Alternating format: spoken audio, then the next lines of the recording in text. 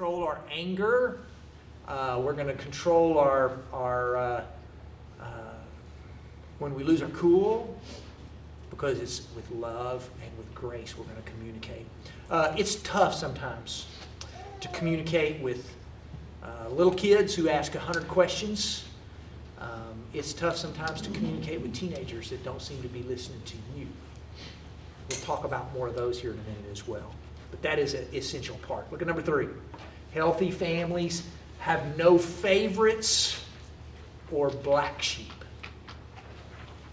Healthy family. You want a description of a unhealthy family and a family situation? Read the story of Jacob and Esau and favorites and black sheeps and their families following them and favorites and favorites and favorites. So many, not healthy situations. Healthy families don't have favorites or black sheeps. Trey asked you this morning if any of y'all have any strong-willed children. And we do. Our third one was our strong-willed child. We thought that our first two, especially our oldest, we really thought he was pretty strong-willed. When the third one came along, he totally redefined the meaning of that word for us. He was challenging, and sometimes he was downright hard to raise. If I did something for him that he wanted to do, he would undo it so that he could do it. He would do things knowing that he was going to get in trouble, and he didn't care because he wanted to do it and he was going to do it. So yes, there were times that he was a definite challenge, but did we shame him ever? No. Did we ever say, why can't you be more like your brothers? No, he had a place in our family and we loved him just as much as we loved his brothers. Our oldest 3 would tell you that our youngest, the baby of the family, is the favorite. They would tell you that. The youngest always. The youngest is always the favorite. No, but we do not love Cooper more than we loved his brothers. Was he a little bit more spoiled? Maybe. Maybe. Usually by the time you get to your last child, you have parenting kind of figured out of what matters and doesn't matter, and they're kind of like, kind of figure out what you can let go and what's not as important, and they saw that as, well, you treat him different, but he isn't a favorite. Healthy families don't have favorites. They don't have black sheep. You treat all your children the same, and y'all know that. Yeah. Even today, as a about to be 5-year-old man in about a week, as a dad, I still help all my kids. I love when my kids call and go, Dad, how do you do this? Or how do you do this? And, that's my role has changed from let me do this for you to when they have a problem, they'll call me and need me, and I'll, and there are times I still, with Connor, I can help all the other ones, but with Connor, a lot of times I'll call and I'll go, hey, let me help you do it. I'll figure it out. I'm an adult, Still today, that's just his attitude, and it's totally fine. We've learned God puts strong-willed children in families for a difference. There are no black sheep. There are no favorites, anything along those lines. Have you ever noticed that God somehow or another puts polar opposites in families sometimes? Even with kids. As married couples, sometimes we're very different from one another, but God kind of has a sense of humor sometimes and goes, well, they're going to look a lot alike and they may talk a lot alike, but we're going to put 2 opposite kids in a family. And I think God's got a sense of humor for that, and in the way that he comes along and goes, we'll do that. But if you were to ask, we learned a long time ago, worst thing you can do for your kids is climb in a car and go, all right, where y'all want to go eat? We're going to have 4 or 5 different answers. The youngest was going to go McDonald's. The next one up was going to go anywhere but McDonald's. The 2 oldest were going to go, we want a buffet because we want a lot of food. It was about quantity, not quality. Mama was over here just going, I just want to go someplace that someone will serve me for a while instead of me having to fix my own plate. And I'm just looking for cheap. And so you look at all these different things, and families are different, and that's totally okay. It's all right if one kid doesn't act like the others. It's okay if one of the children's personality is a little bit different. Don't abuse, don't make them feel like black sheep. Don't, you're the weird child. Love them the same way you do the others. God put them in your family for a reason. And so you ask yourself, just like we have on all of these, how are we doing on this? On this point right here, are we kind of in the green range, pretty normal, doing a good job loving all our kids and everybody? Or do we need to fix some things about how we're drawing attention to one kid or two kids for being different than the rest of them or something?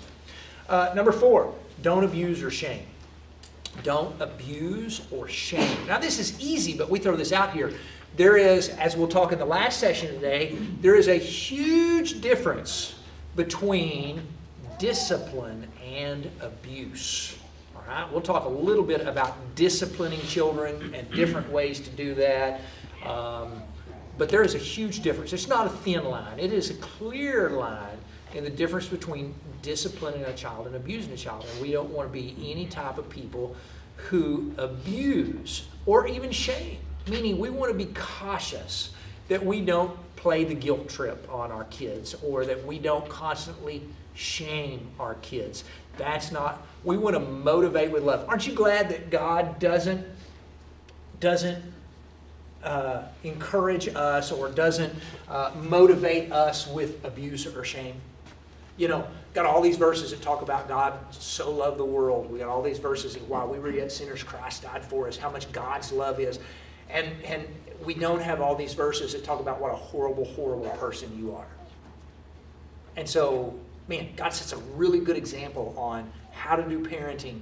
In parenting, motivate your children with love versus motivating your children with guilt or abuse or shame. Number 5, put a high priority on God. High priority on God. Good verse for you, Ephesians 4:6. I'll quote it if I can, instead of reading it. Fathers, train your children. Ephesians 6:4. Ephesians 6:4. Fathers, train your children. 2 things to catch there. And again, I hate to say this again, we'll talk about this in the last session, but notice who he tells here that's supposed to be doing the training. Fathers, mothers you are too, but fathers, this is your responsibility, and you train your children. Guess what he's talking about here? He's talking about training them in values, integrity, faith, not just in how to hit a ball or shoot a ball or kick a ball. Dads are really good at that part. And he's talking here, train your children. That word train in the original language is the word gymnon, meaning gymnasium. Gymnasium your kids. You kind of get an idea of what he's talking about. You train them over and over and over and over and over. That's what we do in gyms. Where they can, the kid who is trying to learn to shoot free throws, he just stays after practice for days and weeks and months. And by the time he's in high school, that kid that struggled to make free throws when he was a 4th grader, man, almost can shut his eyes and make free throws because he's done it over and over and over and over. That's how you train in a gym. In life, it works the same way. We trained our children over and over and over. Hey boys, it's Sunday morning. We need to get up this morning and we're going to go to church because that's important to us. That's what we do. We do that every Sunday, over and over and over. And then when they get off to college for the first time by themselves, we don't have to call and check and go, hey, you guys get up? Because they've been trained to know, hey, it's Sunday morning. What do? We get up and we go worship God. That's important to us as a family because that's something we've worked to train over and over. Families don't need a little dose of God these days. They need a big dose of God. Number 7. Healthy families teach service to others. Number 6, sorry. Get your kids involved in serving others. Start when they're young. You can get them involved in all kinds of things. We tried. We had some widow ladies that Trey, helped take care of their yard, and he would tell the boys, "Hey, we're going to go mow Miss Smith's yard because she can't do that for herself." And he would get them involved in that when they were young, and just young enough to push a mower or to help rake leaves or whatever it was. If I was taking food to somebody that had had surgery or was sick, I would tell the boys, you come in here and you stir these brownies, and we're gonna take food to her because she can't do this for herself right now. And maybe they'd help me deliver the food once it was prepared. We started taking them on mission trips when they were little, and we got a little bit of of feedback from some people thinking, we think your kids are a little too young to go to Mexico City or Honduras or whatever. I mean, we started taking them when they were little, but we thought it was important for them to see, how other people live in other countries and how very fortunate we are. And they learned that quick when they went into the dump of Honduras and saw that, people are scavenging for food or scavenging for bottles that they can sell so that they can buy food for their family. Delivering, sandwiches that we had made early in the day in Mexico City. We would, go to the square and pass sandwiches out, and that impacted our children. They said, wow, we don't live like that, where we live. And so get your kids involved in some things like that when they're young, if you can. It really does make a difference in their lives. Mm-hmm. Let me tell you one, and I'll throw one back to you. I love the fact, our kids are not perfect, and our kids have made lots of mistakes and still do. But there are certain things about the aspects of our kids that we go, okay, we did good on this. And this is one of the areas we feel like we really did well on, was teaching our kids to give money to a guy, a light with a sign that says, I need gas, or at a Walmart gas station to put some gas in his car. And there's been more than once that we've had our kids that, when one of our oldest sons was in college, he said, Dad, a guy came up to me at a light here in Lubbock and asked if he could clean my windshield for a couple of bucks. And I said, sure. I thought I'd help him out. He said the light turned green and he finished, and I looked and all I had was a 20. And I said, what did you do? And I know in my head I was thinking, I hope you did the right thing. And he said, I gave him my $20 bill because I wasn't going to not give him something. And I remember thinking, man, that was the right thing to do. And I told him I was proud of him. And as a dad, I didn't tell him this at the time, but as a dad, him being a college student, $20 was a lot of money. I made sure $20 got back in that boy's account because that's what dads do, right? But I think it's awesome that when you teach your children, Connor, a few years ago when he was still home, I'm Sunday afternoon and I'm kicked back in my recliner. I don't know how Andrew does it, but man, Sunday afternoons I'm wiped, and I believe in naps on Sunday afternoons. And I get a text from Connor, who's run out to Walmart, and he goes, Dad, there's a homeless guy out here, come help him, because she's thinking this is what we do. And I said, it don't work that way. God put him in your life, you help him. Don't text me to come help him. And he said, well, I am helping him. I'm texting you to come do something. I said, I said, it don't work that way. I said, you see what he wants, and if you can't help him, I'll come out. And I never heard from Connor again, right back. And he come walking in the door with whatever he was after earlier. And I said, you never messaged me back. I said, I asked him if he needed something. He said, a bottle of water would be nice. He said, I bought him a bottle of water, and that was good. I said, there you go. That's how you do it. So it's always good when we can teach our kids, even from a young age, hey, it's okay to serve other people. It's okay to love other people. Tell the story, just because this is such a good point, of Deb and Stan Mote. So a couple of years ago, when we were all together for Christmas, of course, 3 of our sons were already out of the home at that time, and we told them, we said, hey, we've encountered a family that just, they don't have a lot, they don't have any other family, they really probably won't have much of a Christmas, and we'd like to do for them, because we don't need a lot of, we don't need a lot of gifts. So we told them, when y'all get here, we're all going to load up and go to Walmart. I mean, that's the big shopping place in Childress. So we said, you spend whatever you want to spend. If you just, if you don't have much of a budget and you just want to buy some, a snack of some kind, that's great. It's up to you. So we kind of told them some of their likes and clothes sizes and whatever, and turned them loose. We'd been working for 2 or 3 weeks to learn things about them. Yes. I caught him one time and I said, I think you wear the same size jeans as me. What size jeans are those, And he told me it's jean size, and I said, there you go. I got jean size right there, because they were all worn out. And so we tricked them into telling us a bunch of stuff. Yeah, we found out some likes and sizes and hobbies. And anyway, but we turned the kids loose, and one of our sons bought a whole bunch of breakfast food. He said they can have a big Christmas breakfast. And another son said, hey, do they have a grill? Trey said, yeah, they have a grill. He bought him some steaks. And Trey's like, bought us any steaks? You know? But we had more fun with that. And then we went to the house and we wrapped the things that could be wrapped and refrigerated what needed to be refrigerated. And we were going to go just anonymously leave a big box of things on their porch later in the day. And it just so happened that Christmas Eve was beautiful. And we loaded up all the car and tried to deliver once, and they were sitting outside on their porch. And we thought, okay, well, we'll try this again in an hour or two. I think finally on the third attempt, we had to just get the box out and say Merry Christmas, because they just spent the whole day outside enjoying the pretty weather. But that was a fun thing for our family to do, to think of another family during Christmas. And so there's tons of ways that you can get your kids involved, no matter what age they are, in serving others. Yeah, our kids still talk about that. This year we came up, they were all home this year, and we told them, said, we think we have somebody that we can buy Christmas for this year. And they were all that was as fun to them as any Christmas tradition that we have. And so that was a good thing. Number 7, pray with and for one another. Got this one? Which is you? Okay.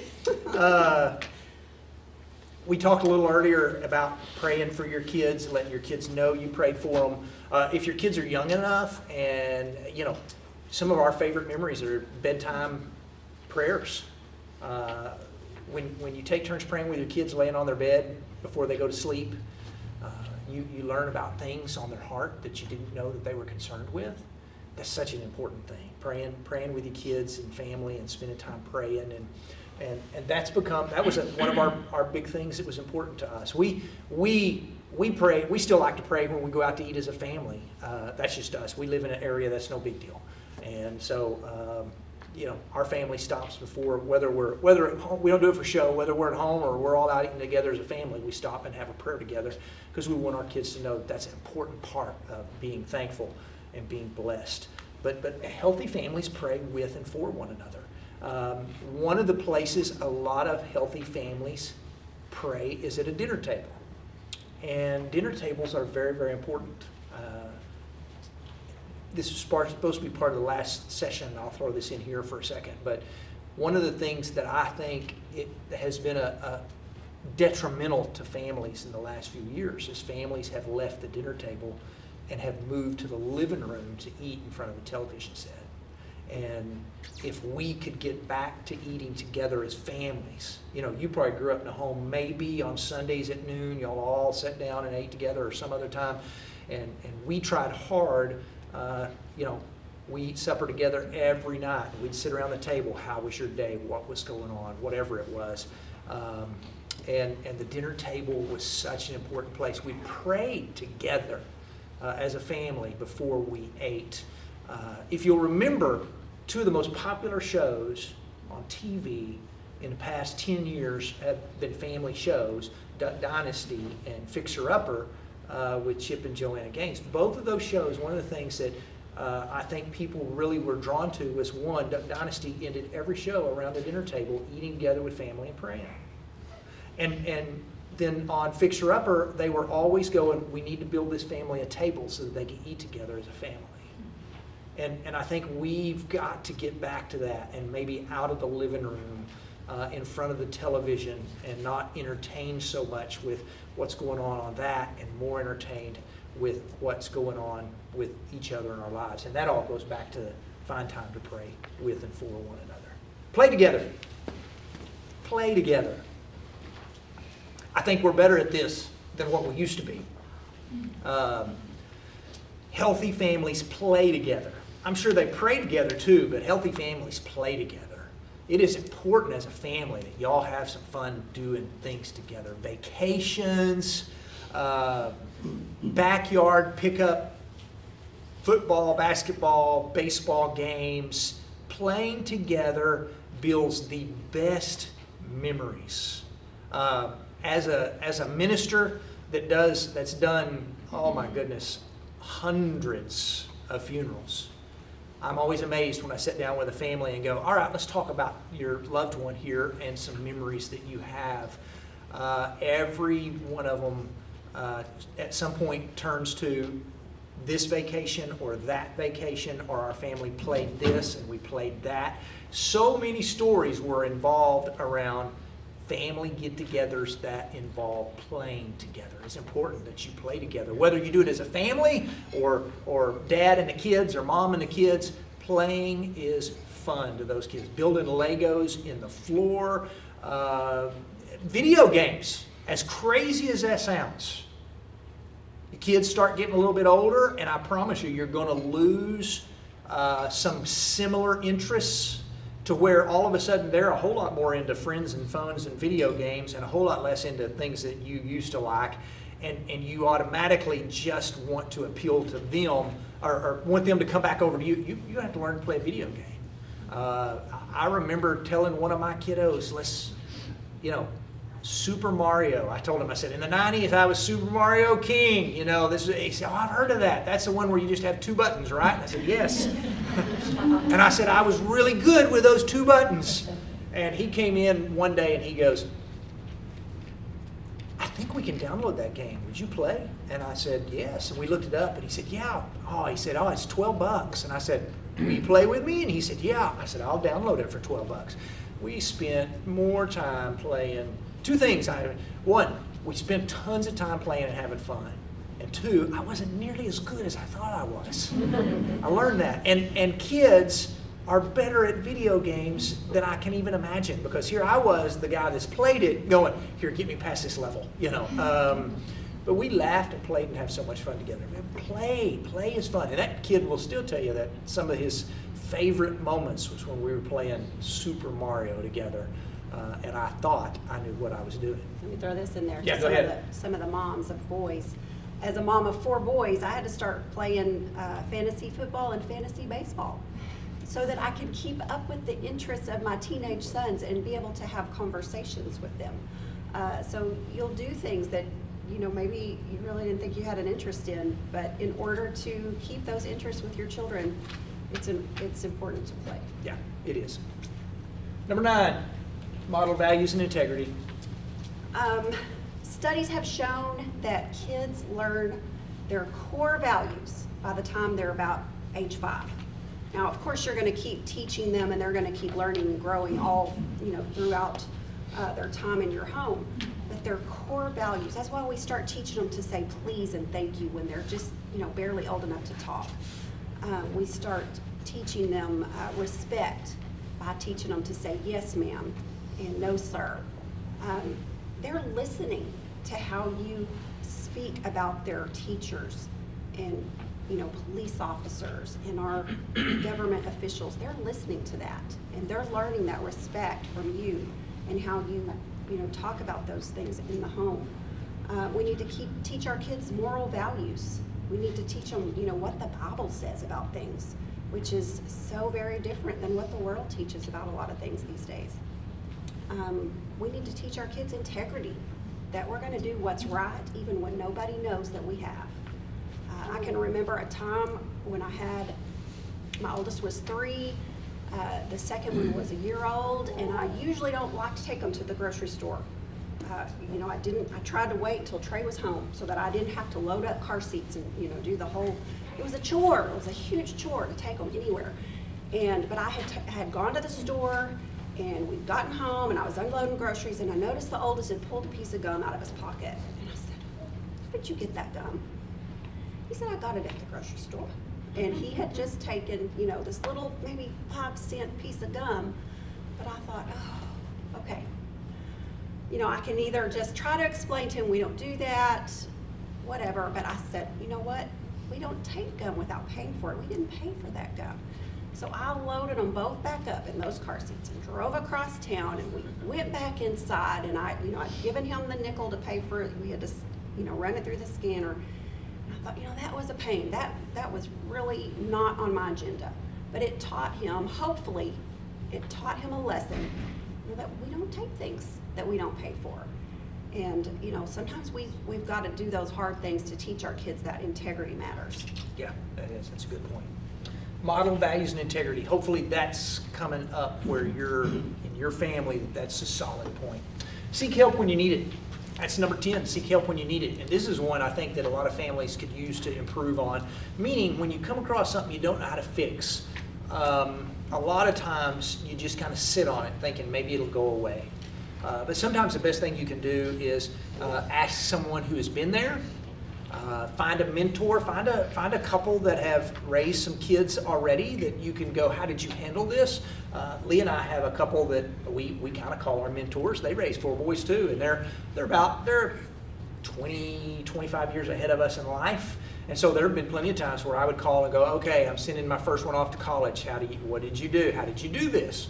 And so they've been very, very good at being mentors in our lives on things that we didn't know how to do, or if we even wanted to make sure we were doing it correctly. So find a mentor that you can talk to. Find a counselor. Find a book. There is a book written on everything, every topic in every family that you would ever even think about, that you can stop and read and find some direction and some help on. But the worst thing you can do is just sweep it under a rug. If there's something that's in your family that you need to help work on or you need to help fix, don't just sweep it under a rug. Find help when you need some help on something, whether it's raising kids and how to handle a kid or just how to deal with something else. But always look to ask questions to find out, what can I do to help fix this? Those are all healthy things. Got anything else you want to add? Okay. That's the quiver and that's the arrows. And I want you to think about this for a second. Back in the text that we read at the first, he says, you're the warriors. Blessed is the man whose quiver is full. What do you do with those arrows? What would a warrior in Bible times do with his arrows? Let me tell you what he didn't do. He didn't put them up behind a little glass cabinet and go, come look at my pretty little arrows. He didn't, gently hide them. Those arrows were used to point. And you are pointing your children every day by things you say, by decisions you make, by the ways that you're disciplined or whatever. You're pointing your kids in a direction in which someday they are going to fly. Because there will come a time when you'll go from a kid that starts kindergarten and you're going to turn around twice and he's going to be graduating from high school, and you've had about 18 years to point that child in the right direction, and there's going to be a time when you're going to have to let them fly and let loose of that arrow. And you're going to, at that point, you're going to be going, man, I have hope that I have pointed that child in the right direction, because that arrow is going to go in the direction you've pointed him. If you've got the Lord building the house and doing things His way, it will go so much better. All right, let's take a break because we all need coffee, right? And it is 1:50. Let's take a break for a second and let's start back at 2 o'clock, and we're going to do a session on marriage in there. And if you have a second, go ahead and fill out. There is a little quiz right at the front of your workbook. We'll just zip over that real quick. But if you want to do that during this break time, you can, all right?